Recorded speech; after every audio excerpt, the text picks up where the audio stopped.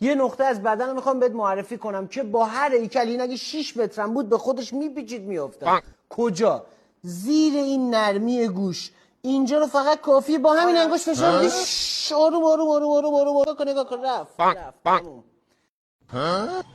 دفاع شخصی بدون دیه برای یقه. قفل شده.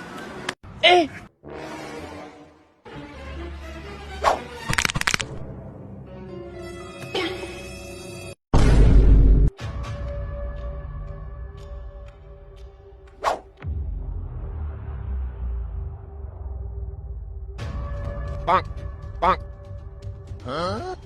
Bonk, bonk.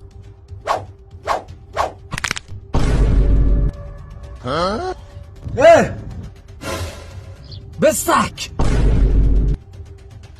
Bonk.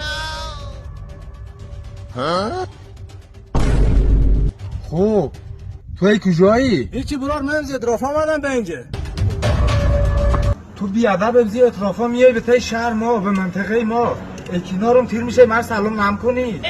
یعنی چی برار روز 1000 نفر این طرف چرخ تیر میشه نمیتونیم من سلام کنم. بازم شما ببخشین حواسم نبود تو ندم. ما حالی حواست جمع میکنم. برار تو چی رقم آدمی؟ اوه پس تو حواست نبوده. مالی حواست جمع میکنم. Bonk, تو چیز میکنی برار؟ bonk. دفاع شخصی بدون دیه برای یقه. Bonk,